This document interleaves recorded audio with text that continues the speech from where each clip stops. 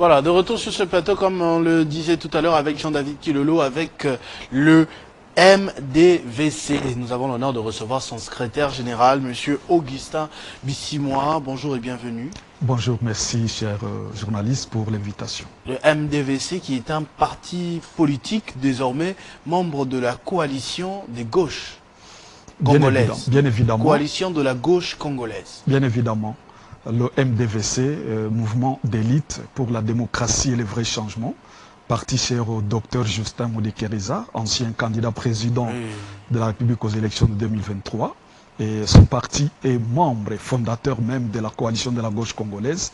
Et nous avons estimé qu'il était très important et même très urgent de pouvoir mettre en place cette coalition de l'opposition qui va bien sûr travailler sur un programme commun de gouvernance. Parce qu'on a constaté que depuis très longtemps, dans ce pays, il y a des coalitions qui se font uniquement pour des besoins électoralistes.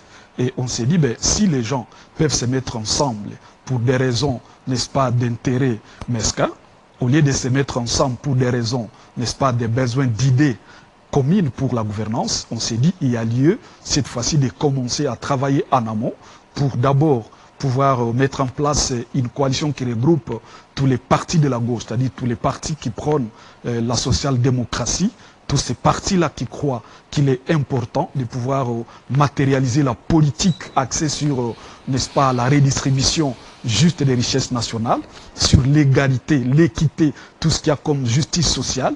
Et nous avons estimé que c'était le moment de commencer par y travailler.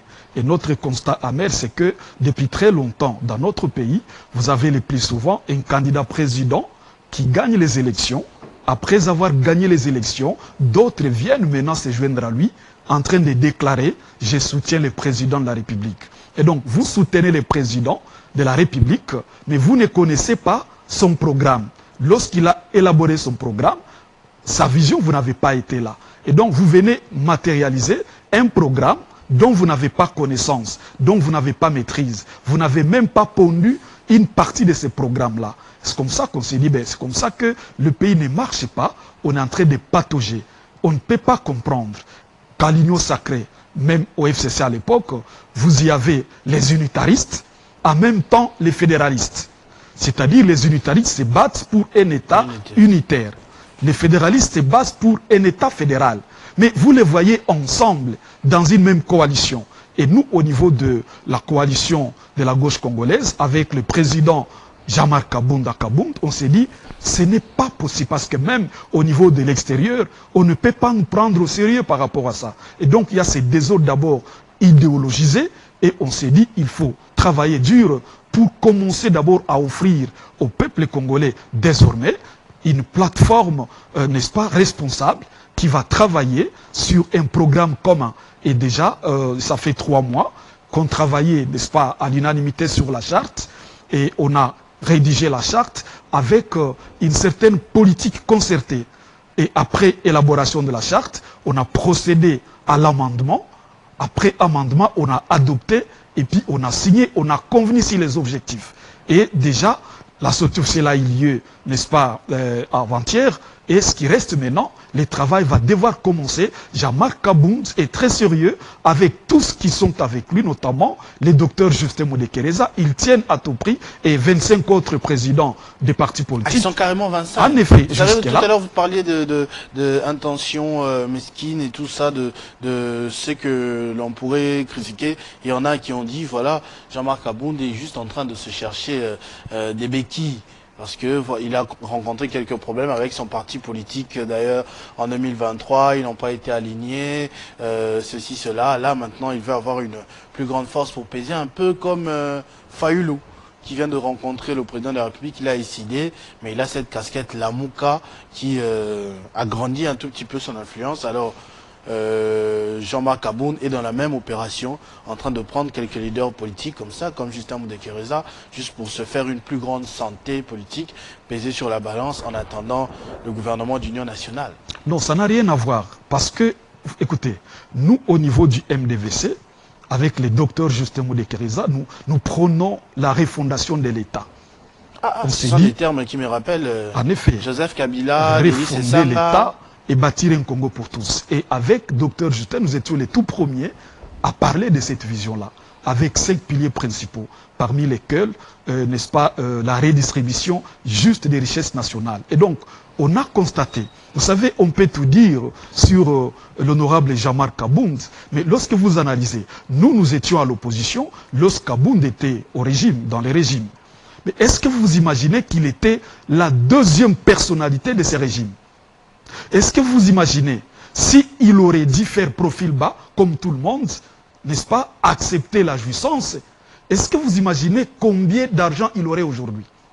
Mais vous avez vu, nous, au niveau du MDVC, le président Justin, qui a été candidat président public, a dit, c'est la première fois que je vois une personne qui est au perchoir comme vice-président de l'Assemblée nationale, mais qui descend prendre parole et qui exige, qui réclame, qui défend la redistribution des richesses nationales, qui défend que l'on puisse réduire les trains de vie des institutions, jusqu'à dire que nous, députés ici, ce que nous avons, c'est déjà trop. Est-ce qu'on peut réduire pour arriver à équilibrer? En fait, dans ça, nous avons vu la valeur comme l'égalité prônée par la gauche.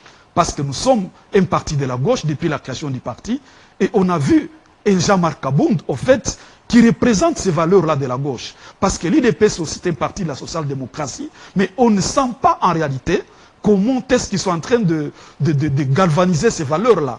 Mais nous avons vu Jean-Marc Abound qui descend, qui prend la parole à l'Assemblée nationale, qui dit, écoutez, c'est trop ce qu'on donne aux institutions. Parce que, écoutez, est-ce qu'on peut comprendre que dans un pays qui a beaucoup de problèmes comme les nôtres, dans un pays qui croit à l'égalité, qu'on puisse arriver, n'est-ce pas, à consacrer plus de la moitié du budget au fonctionnement des institutions. Et donc, vous avez un budget de 100%, et plus de la moitié, je ne vais pas exagérer, parler de 80%, consacré uniquement pour le fonctionnement des institutions. Qu'est-ce que vous laissez au secteur de défense et sécurité? Entre-temps, même si on peut avoir beaucoup de minéraux, on peut avoir tout ce qu'on a comme potentialité, on ne saura pas les exploiter. C'est comme ça que le docteur Justin attire l'attention des Congolais pour dire le Congo n'est pas riche. Il est plutôt potentiellement riche. Et donc, il importe de travailler dur pour transformer ces potentialités en richesses réelles. Mais pour y arriver, il faut d'abord doter à la RDC un système de défense et de sécurité adéquate avec une forte capacité de dissuasion. Mais pour arriver à dissuader, n'est-ce pas, les velléités hégémoniques et expansionnistes, il faut qu'on se rassure qu'on a un système de défense fort. Mais on ne saura pas l'avoir tant qu'il y a cette gabegie financière, tant qu'il y a des détournements massifs, n'est-ce pas, et exagérés de deniers publics. On ne saura pas l'avoir tant qu'on est dans un système de prédation, tant qu'on est au niveau où on est en train de favoriser les inégalités sociales. Parce que plus il y a inégalité sociale, plus l'État se démembre, n'est-ce pas, de certains de ces éléments. Parce que l'État a fait 3 ou 4 éléments qui les constituent, parmi lesquels la population. Mais lorsque la population, comme élément moteur de l'État, est oubliée, qu'est-ce qui va se passer? Cette population ne se retrouve plus dans l'État. Entre-temps, on parle de notre élément qui est le gouvernement. Le gouvernement est gouvernement lorsqu'il sert l'intérêt général. Mais dès lors déjà que le gouvernement ne sert plus l'intérêt général, il cesse d'être le gouvernement et notre deuxième élément de l'État empiété. Et donc, cela étant, on s'est dit, ben, écoutez, il y a lieu de travailler dur sur les valeurs de la gauche, notamment l'égalité. L'idée est de combattre les inégalités sociales. Et nous commençons d'abord par la rupture. Comme l'a dit le président Jean-Marc Abound, qui a parlé de la rupture au niveau de la gauche congolaise, on doit rompre avec ce système de prédation. Est-ce que vous comprendrez que dans un pays comme le nôtre, vous construisez un système oligarchique où les dirigeants sont plus riches que la République? Et vous attendez qu'on vous respecte de l'extérieur? Je pense que non. Et c'est comme ça que nous signons des accords non réfléchis, où vous avez par exemple l'accord minier avec les États-Unis qui va, n'est-ce pas, intégrer 50 milliards de dollars contre 25 000 milliards de dollars que les États-Unis vont récupérer dans cet accord pendant 15 ans. Écoutez, pourquoi nous sommes arrivés à ce niveau-là? Parce qu'on s'est dit, il faut qu'on nous sécurise.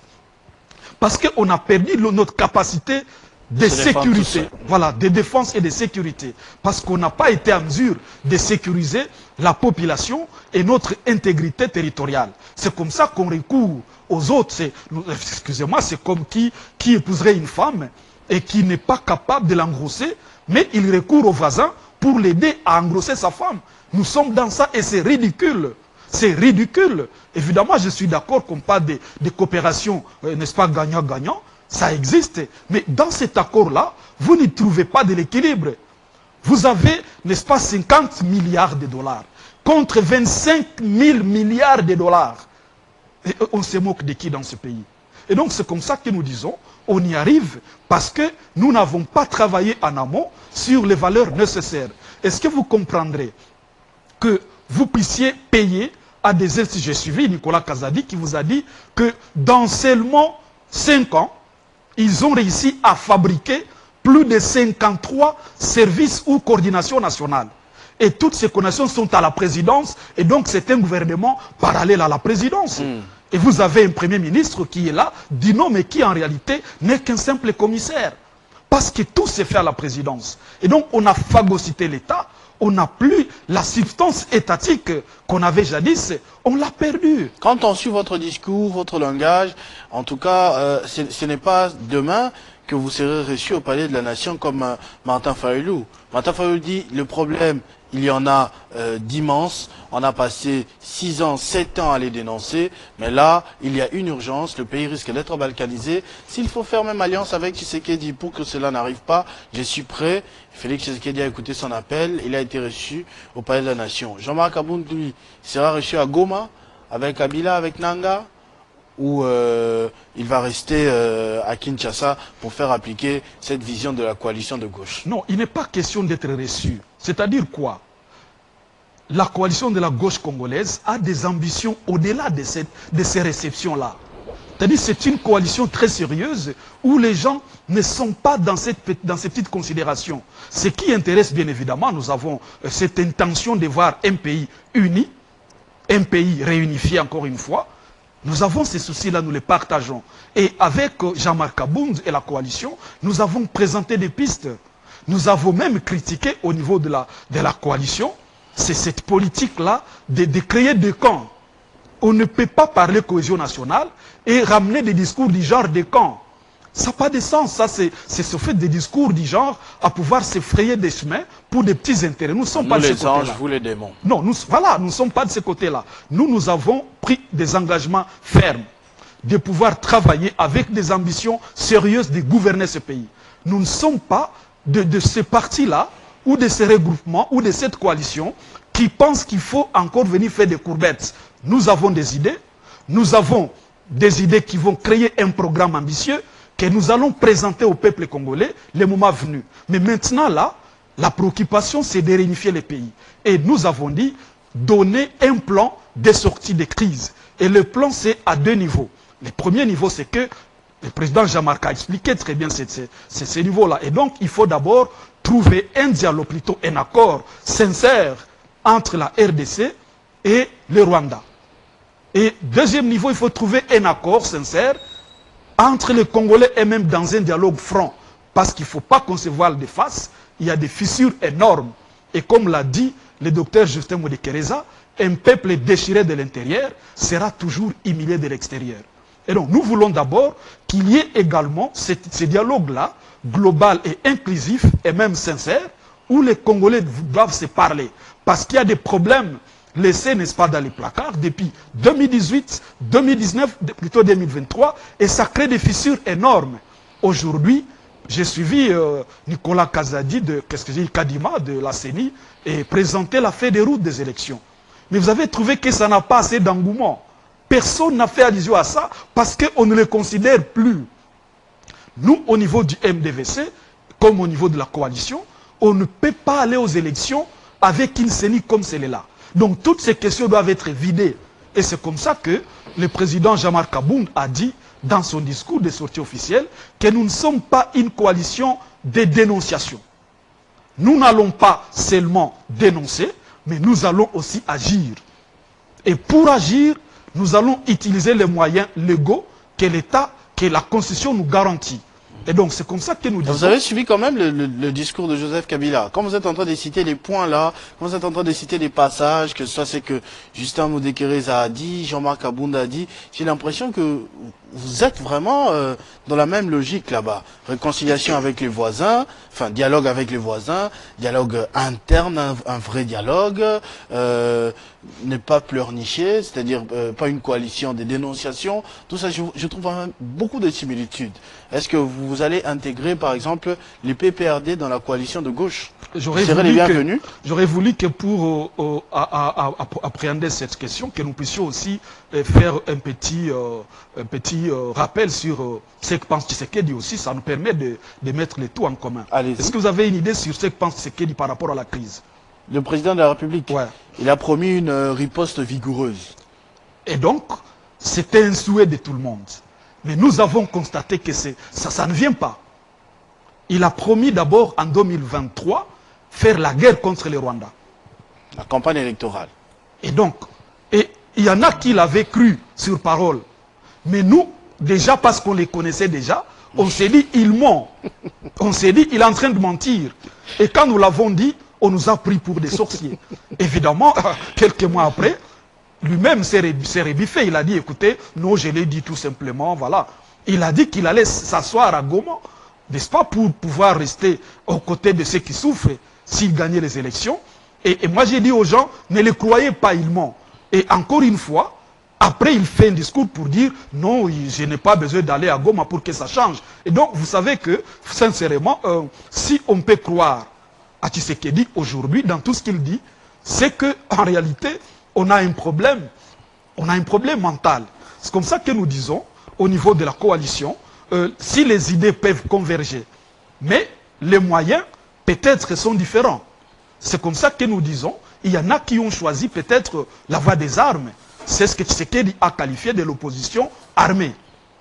Mais nous sommes de l'opposition non armée. Et nous sommes une réponse d'ailleurs à la préoccupation de Tshisekedi, qui estimait depuis un certain moment qu'il y a l'opposition IAPT. Et désormais, avec la coalition, nous lui disons que désormais, il aura en face de lui une opposition.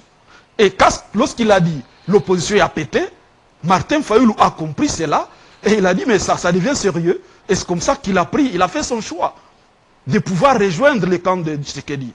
Mais nous, qu'est-ce qu'on a dit? Au lieu de c'était un défi qu'il a lancé, et ce défi, nous lui promettons, avec la coalition de la gauche congolaise, nous allons les relever. Des perspectives, quelles sont les actions à venir de la coalition de gauche? Qu'est-ce que vous prévoyez? Des actions de rue, des villes mortes? Vous allez faire quoi en attendant 2028? Bon, on ne peut pas dévoiler, n'est-ce pas, tout de suite là, les secrets stratégiques. Déjà, le message a été lancé, et c'est un message fort lorsque le président Jean-Marc Abounda dit que la coalition de la gauche congolaise ne sera pas là pour dénoncer, mais pour agir. C'est déjà suffisant. Et ceux qui ont des oreilles pour entendre doivent déjà comprendre que la récréation doit se terminer. Et donc, les actions vont suivre. Et déjà, on prévoit une réunion ici d'évaluation de notre activité, au cours de laquelle nous allons élaborer un calendrier, un plan d'action sur le terrain. Et je suis sûr que ça va faire mouche, mais dans le sens à ramener ce pays, n'est-ce pas, à se tenir debout. On doit combattre, n'est-ce pas, les inégalités sociales. On doit combattre la prédation. On doit combattre, n'est-ce pas, ces détournements en cascade des millions. Tenez, chers journalistes, est-ce que vous comprendrez, pour citer, on peut bondir, mais qui est-ce qui dirige le Conseil des ministres? C'est le président de la République. C'est là-dedans que les programmes et les projets sont adoptés.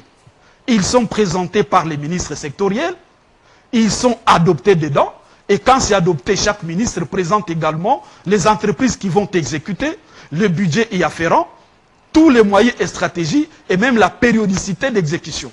Le président de la République, s'il était à sa place, qu'est-ce qu'il fait? Parce qu'il a tout un cabinet, il doit prendre le projet pour aller aussi l'analyser avec son cabinet, et à la séance prochaine, il valide et on exécute. Et après avoir exécuté, il fait le suivi. C'est comme ça qu'on dit, il y a 3 éléments très importants dans la gouvernance. Il faut l'anticipation. S'il n'y a pas l'anticipation, il y aura un problème très sérieux. Il faut un suivi rigoureux des projets. il faut également de l'intelligence. Mais on se rend compte que de ces 3 éléments, il y a une certaine absence. C'est comme ça que nous avons beaucoup de projets lancés, mais qui n'aboutissent pas. Les fonds décaissés, mais les projets n'ont pas abouti et ça ne dérange même pas les présidents publics. Mais qu'est-ce qui se dit? Non, c'est la justice. Mais entre-temps, sa majorité au Parlement est prête à bloquer la demande de la justice pour livrer, n'est-ce pas, un certain Nicolas Kazadi. Est-ce que vous vous rendez compte? Parce que c'est un père de famille.